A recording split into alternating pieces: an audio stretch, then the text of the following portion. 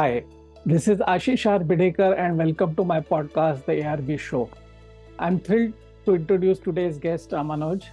He's a serial entrepreneur and he has started online businesses in the legal domains like iPleaders, Law Seco, Super Lawyer, and has been building them over the last decade. iPleaders blog was started way back in 2009 from his college, and since then it has become one of the largest legal blogs in the world. It attracts over a million unique readers per month and growing very fast. He also started Law Seco, which is a leading online legal learning platform offering courses with live online classes, exercises, mentorship, and hands on training. Over to you, Ramanuj. Do share your vision on what you want to do in the legal content and skill exports and upscaling space, and what are the top 5 opportunities in your view? Over to you, Ramanuj. Thank you very much, Ashish. Great pleasure to be here. Thank you, everybody who's listening to this and watching this. So basically, what we are working on is basically we believe that India will become one of the greatest countries for services export. This is the future. 10 years down the line, we believe that it is possible that a major part of Indian GDP will be services export. So right now also services export is quite significant, especially IT services export has been quite phenomenal. We export more IT services than we import oil. So you can imagine the the impact of services export. But even then it is much smaller than what it can be. And we believe that it could be 1/4 of the economy in the future. It could be so big because services export is huge opportunity. While we have done well in global capacity centers as well as BPO, LPO kind of KPO kind of spaces, that's actually a tip of the iceberg, because right now this kind of services outsourcing is done only by very large companies, MNCs, multinational corporations, which have thousands of employees and very large processes to outsource. So that is what BPOs, KPOs, LPOs basically do. But even global capacity centers, all of that is dealing with that. But there is in any country, India or US or any country, 70-80% of the population would be employed by what do you call SMEs, right? Medium, small, basically MSME also, you say micro also in India, something SMEs, right? Small and medium enterprises. Now, usually these businesses would employ, 2 to 10, 20, 30, 50 people, sometimes 100 people. And they do not have usually the bandwidth to set up a international back office or a global capacity center. They cannot do that. It is not even their priority. But they are always squeezed by the large organizations who can do that. So I will give you an example. Let me give you an example in the legal space. Although let's be clear, we are not only in the legal space, we are also in multiple other white collar job verticals such as content writing, marketing, finance, accounting, bookkeeping, HR, recruitment, and few more other things. But let's give a legal example, right? So there are, in the US alone, there are 150,000 or 1.5 lakh small law firms who have somewhere between 2 to 10 lawyers, right? Now, there is AmLaw 500, which is like large law firms, the 500 biggest law firms in the US, AmLaw 500. Now, they are like hundreds of lawyers. Now, all of them have tie up with some LPO, or they have their own back office, own captive back office, etc. And they can pay their lawyers in New York or California or Houston a big amount of money. Salaries are very high because every lawyer who's working there is backed up or leveraged by like 15, 20 offshore workers, right? So they have that kind of ability to derive value and drive value to their customers and offered cheaper prices also sometimes, or profitability is higher. They can pay better to their lawyers and so on. Now, if you are a small law firm, you don't have this kind of leverage of offshore talent, then you cannot pay so much to your lawyers. Your profitability is less, your margin is getting squeezed because clients are working with such larger organizations. So it's a very difficult situation for you, right? Just like imagine if somebody is running a brand and they're manufacturing in China and you're manufacturing in US, your cost will be vastly different. You won't be able to compete. Now that is happening with services with respect to India, because India has so much talent. Now that is one side of it where you have all these SMEs. And this is not just law firms, the same thing with bookkeeping firms in New York, same thing with advertising, same thing with a doctor's clinic, same thing with a, any kind of small business you can imagine, even schools, anybody, right? So if they are competing in the open market and their competitors are already outsourcing for services as other SMEs are already doing it. So one thing was what changed, right? Why didn't it happen earlier? So during the pandemic, all these MSMEs started working remotely. So there is currently about 9-10% of SMEs which realize that they can leverage offshore talent. And they have started hiring remote talent in other countries where costs are much lower. So that trend started from there. Before that, most of the SMEs were not open to working remotely. It was said that around 4 to 5% of startups, 4 to 5% of companies still do remote work. Now it is 16%, right? 16% companies in the businesses in the US are totally remote. And it doesn't have to be totally remote also. It can be partially working physically and partially remote, right? So that's the ideal. That's a better model in many cases. Got it. Most businesses need that. So it's just a beginning of a trend, and next 10 years this will get really powerful, right? So more and more SMEs will start. Now imagine 80% of the workforce in most of the countries are with MSMEs, right? So 80% jobs could not be outsourced before, and today they can be offshored through remote work. Now they cannot hire a LPO or BPO and give them a 20% process. That doesn't work. It's not a homogeneous 20%. They need 1% at a time, and that 1% needs to be able to do many different things. They wouldn't get like a simple process कि अच्छा बैठ के बस document के यहाँ पे tick मारो वहाँ पे tick मारो ये checklist है. That won't work. And also, unlike big organizations, these SMEs may not have well-defined processes also, right? No, so you need someone people. Exactly. Versatile. Right. You need like a Swiss Army knife kind of person who can really understand leverage and this thing. That's expertise very is more important here, right? Very true. LPO, BPO, KPO, it's like a very simplified process. Right. Volume is the factor, right? They're making profit from that. So what's the kind of market size or industry size you feel that in the next 10 years, in your view, this would be how big an industry? So very large, but let's do a calculation, right? If there are 200,000 law firms, 2 lakh, right? If they hire 5 paralegals or legal assistants or legal marketers, total 5, right?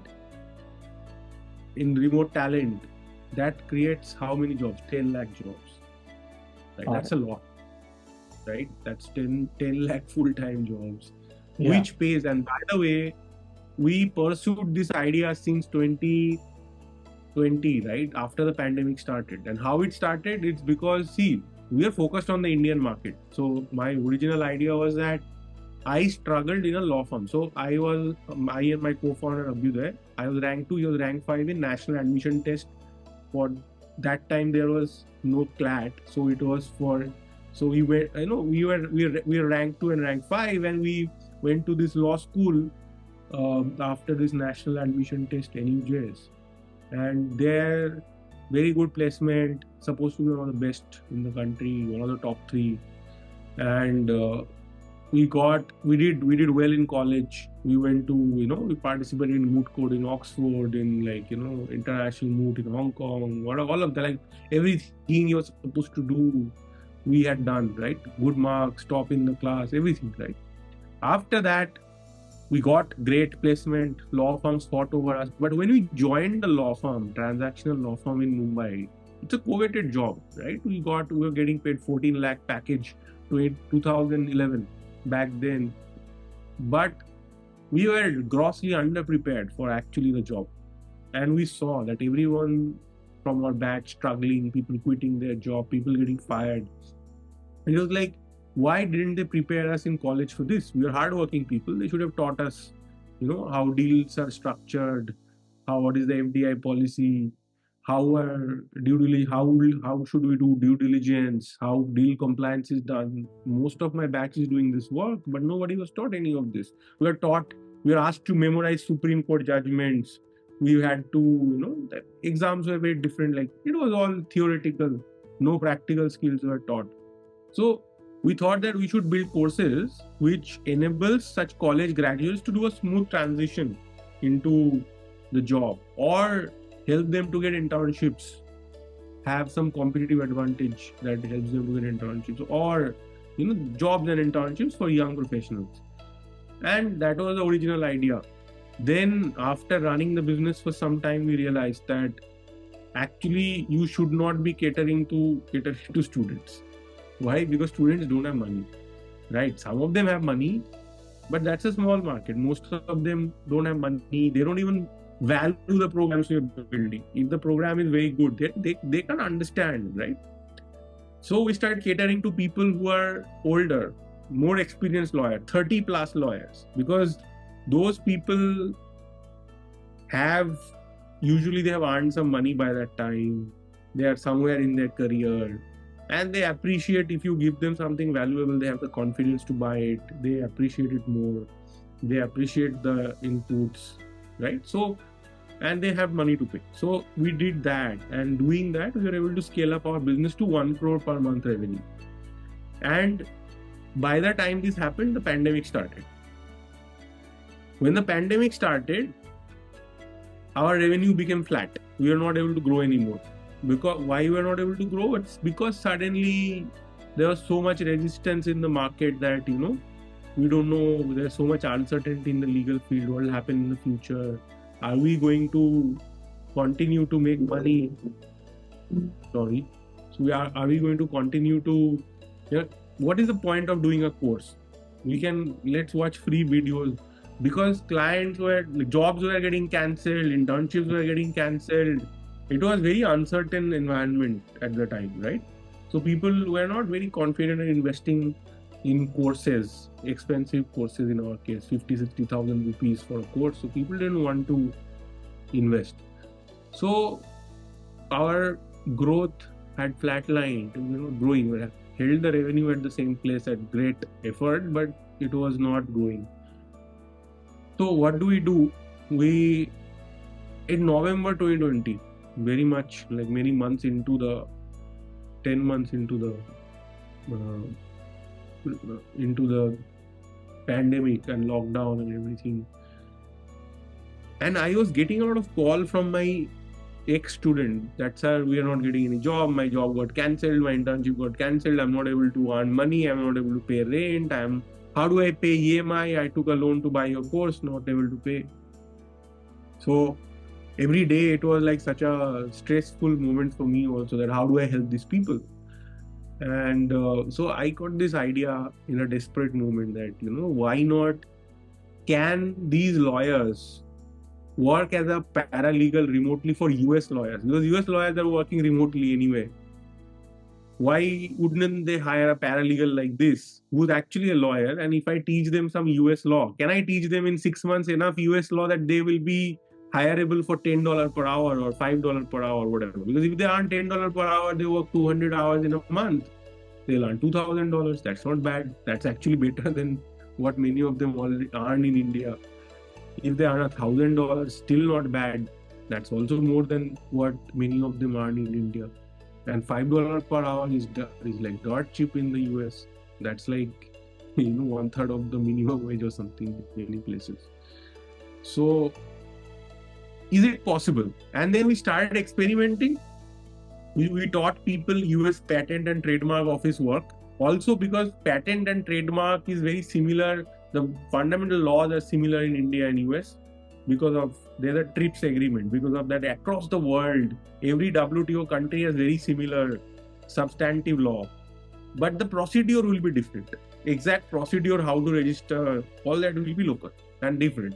So we started teaching people that procedure, and then it was phenomenal. People started earning a lot more money. In that first batch we experimentally did, there were 60-70 people, and 20-30 people did phenomenally well. 10 of them did extremely well, started earning like 2 lakh, 3 lakh per month. Somebody was earning 5 lakh per month, couple of people. And then we realized that there is some real value in this. And we started launching every kind of US legal course we could imagine. US business law, US contract law, US real estate law, US, I mean, not everything, but quite a few, like 5-6 of them. This was under what branding? Was it? It was LawSico, right? So coming out of the pandemic in 2022, when it's all properly wrapped up and things, so by that time we were doing 3.5 crore revenue per month. So 1 crore, so it was a big inflection, right? We went to 3.5 crore revenue per month doing in LawSico. But there was something unique that happened.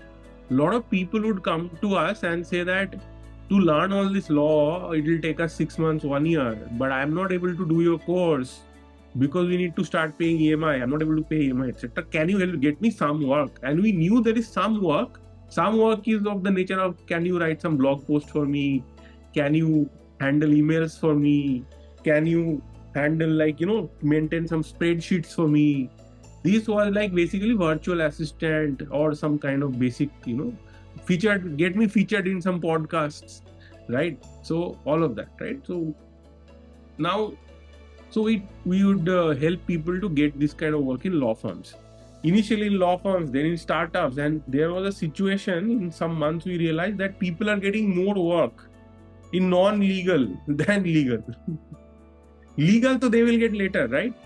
And now what started happening is that some of those people started earning so much money from video editing, content writing, virtual assistant. Somebody became marketer for some blockchain company in Estonia. It was crazy, right? And people are getting good jobs. There was a guy from Amity Patna who got a job in Europe, and he is invited, like he has to finish his degree and he has a job there. He has a visa invitation, everything, like visa is sorted, right? You got a European visa, EU visa to work there. Somebody got a job in Germany, and somebody got a job in US, and a lot of people working remotely very happily from their small town, etc. Right? Some people want to travel while working, going and living in Himalayas and working and all of that, right? Yeah. So very nice. Now we realized that there is a much bigger market outside law also, and what would happen is that many of these people will reach out to us saying that help my brother, help my friend, they are not lawyers, help them, like you helped us to get this kind of work, why can't you help them? And like, हमारे पास तो course ही नहीं है, वो तो lawyer नहीं है, so how can we do? But then we decided that let's launch some virtual assistant courses, content writing courses, and we launched in LawSico brand, but people would hesitate to buy. Lawyers will only buy. No, but this is, I mean, for startups, it's a great insight and lesson that first is always have a can-do attitude, right? And always be open to possibilities, and you will figure out a way, right? Because by the way, we had this huge internal debate for 1 whole year that should we do other outside law. In law, we have 10 years of experience now. We have so much background to it. We have done it for so long. We have deep expertise. We have a brand. Should we launch in non-law? And we did not do it for a year because all my mentors said ki pagal ho gaya hai, mat kar. Right? Even inside our team, we're like, nahi karte. Like, it's like, what, man? Like, who'll build these courses? How? Everything. What occurred to me, it is this becomes like a law and non-law. It feed off each other and kind of creates a virtuous cycle.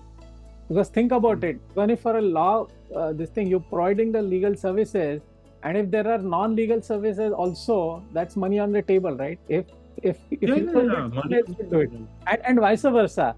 If there are companies who where you start doing it the non legal work, getting into the legal work is the is a logical next step. So that's brilliant. Yeah, so January 2023 we launched the skill arbitrage vertical, and one by one we started launching different same funda that you are doing it in India. If you are an accountant in India doing tally and data entry and bookkeeping or tax compliance, can you do it for US people?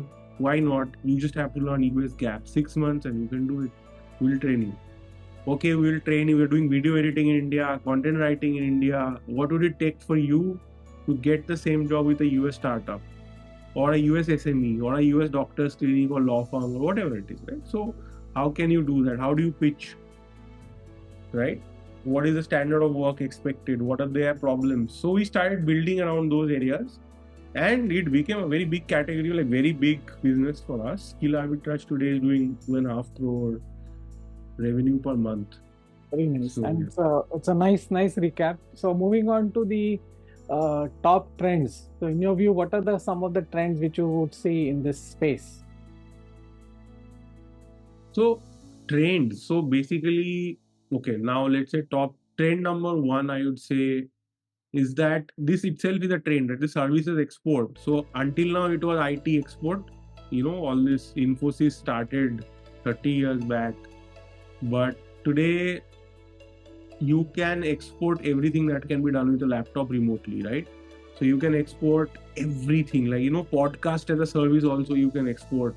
Video editing, sure. Marketing, sure. Sales, sure. Customer support, everything can be exported. And it's a huge problem for most SMEs around the world. They don't have access to talent in their local market. They cannot afford the talent in their local market, but they can afford somebody sitting in a small town in India. If they know the work, they can get the work. It's a real gap. So one thing is that services export will become huge. I think more people will be employed working remotely than they are in white collar jobs in India. Because obviously you can work for the whole world, and we haven't seen what is possible in that. We are not even scratching the surface. But even now, your services export is growing at like 20-25% year on year. That is much faster than everything else in the market, right? So it's a huge fast growth, and more will happen. So this is one part of it.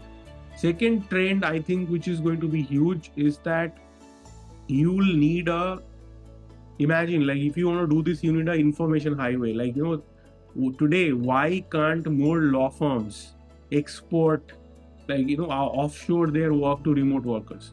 Because they're afraid that their client's data, is it safe? Can they email it to you? Can they do it on Google document or whatever, Microsoft 365 or whatever? They're afraid to do it. Okay? They don't want to do it like this because their data is not safe. What if you take the data and mess it up? Then there is another thing that what if, let's say tomorrow there is a case hearing and they need something today, they give it to you. What if you do a bad job? What if you don't deliver it on time? Are they going to come and catch you? So there are a lot of fears and worries and questions around these things. Okay? And our job is to enable this, through software. So in tech industry, people have already solved this problem. People are collaborating remotely to build software. But that is not happening in law, that is not happening in accounting, that is not there. The software infrastructure does not exist. Very interesting, but it does not exist. It has to be created so that it can be done in a data safe manner, in a secure manner, in a way that is reliable, and creating all of that. You don't have a Uber where you can just hire a remote worker and get your work done, and you can even observe the work getting done. Just like you can order your driver and you can see how far they are coming towards you or not. Do you need to cancel and book another one? Whatever, you can figure that out from the software. That does not exist in all these kind of things. So that has to be created. So we hope to create all this infrastructure going forward. This is the second trend, I will say, right? Major trend that you will see a lot of software and solutions that cater to this space. Services export. Third thing, I believe, which is very huge, is that there would be a massive number of jobs created in small towns in India. Overlooked talent. In India, there is a certain kind of talent you went to IIT, IIM, top whatever other top colleges, you have access to opportunities, right? But by chance, if you're in a small town, or if you are a working mother, or you don't have time to work full time, you're out of the system. Like, you don't have opportunities to do. Even you can be very talented or whatever, but let's say you are a very ambitious person, you live in a small tier 2 or tier 3 town. What are your options after graduation? You can go start a shop, you can start a local business, or you can move to a big city and get a job. If you want to stay in that city, you don't have those great opportunities. But remote work means that now you can work with a New York law firm or a New York marketing agency or whatever. Like, suddenly the whole world is like accessible to you remotely. This is going to happen, and you can have clients abroad. You don't even have to work for an agency there. You can run your agency sitting in that small town and hire people, talent across board, right? So it's a very new situation. Even our company, we have hired 600 people in 9 countries today and 180 locations in India. Most of them are not in tier 1 cities. Why should we hire in tier 1 cities if we can get great talent in tier 2 cities? Retention is better, salaries are lower, and if I pay same salary as a tier 1 city, my retention is much better. So people are more motivated to work here. So this is a third trend that I can think of, that opportunities will be more available in smaller towns rather than being concentrated in big cities. This is the third trend. Do you have a question? No, basically the fourth and fifth, what are the kind of trends, just in continuation to this? Right. So another major trend that I'm seeing is that you clearly need a lot of talent in India. So, talent in India in areas which are white collar jobs. So other side of it is that our universities are not making people eligible to get jobs. Today it is extremely difficult for us. So there are people who are able to teach themselves. So let's say I want to learn marketing, or I want to learn how to do podcasting, or how to build a funnel for sales, or I am trying to learn how to how to do direct response ads, or trying. Information is anywhere there, right? You can find information. There are books there. Every information is on YouTube, on Google. But people need a little more than information to be actually able to do things. If I give you all the information about US accounting, will you be able to do that work? Or if I give you all the information about US laws, will you be able to draft contracts? Or if I give you all information, I'll give you a book, the best 5 books on funnel marketing. Can you build a marketing funnel now? It's not like that, right? Somebody needs to sit down with you and show you step by step what does it take and all of that. And that is not available. Information is widely available. That is not available. We wish that colleges did that. Colleges would be that place where you'd get that handholding, but in reality, the teachers themselves don't know. They don't have that practical skill in the colleges. They also don't have the practical skills. They will sell you some story about, oh, we are not here to get you jobs. We are here to, educate you, and we are here to give you knowledge and blah, blah. But in the end, that education is there's no ROI to that education most of the time, and people are suffering. And the trend is that if you can somehow take responsibility of your own learning, you are already ahead of most people. If you can be a self-learner, there's a word for it, autodidact. If you can be that, then there's a huge advantage. But unfortunately, not more than 2% people fall in that category. So you have to find a mentor, or you have to find an organization or a course. Course does not mean content. You don't need more content. You need somebody who sit you down and make you do things. Like, so for example, if I want to learn swimming, and if you show me a video on how to swim, or I want to learn singing, you sing great, I watch your video, I will not learn, right? So somebody needs to hear me sing and tell me, ऐसे नहीं, ऐसे करो, ये ठीक किया, ये गलत किया, ये better करो, all of that, right? And that is the most precious, important thing. Look for that. If you can find that in a friend or an uncle or a mentor, or any course you buy, you should be looking for that. If you have that, Only that is valuable. Information alone is not valuable. So that is the fourth trend. And but that's what I'm trying to say, that you don't need college degree to have this success. You don't need course certificate to have this. So ignore certificate, get the skill somehow, get this kind of training. That is most important. Finally, the fifth most important thing I will say is that expand yourself out of your local area. Do not judge yourself by your local friends. Do not judge yourself by the local opportunities. Even if you are the most brilliant, let's say you're great storyteller, or you're great content creator, you're a great writer, or a great lawyer potentially, but you'll have no value in your, probably in your local city. Nobody's there to value that, right? You have to get out. You have to see yourself in the larger market. You have to place yourself in the place where this will be valued, right? So maybe your talent will be more valued in New York. So how do you access that market? Figure it out. Like, have that mindset. Do not restrict yourself to your local market, local job market, local opportunities market. It's a prepare yourself for the global market. I think that's the best thing you can do today as somebody who wants to get rich, who wants to succeed in, I mean, India will create massive amount of wealth in the next 20 years. There's no doubt about it, right? It's going to happen. Now, if you want to position yourself for success in that environment, then this is what you should be looking at. Fantastic. I think big and be ambitious. Don't limit yourself. I think that's a great note to really end the whole conversation. Thank you, Ramanuj. This gives a great perspective, and thank you, dear listeners, for tuning in. Do subscribe, share, and like this podcast. Bye for now. Talk to you soon. Thank you.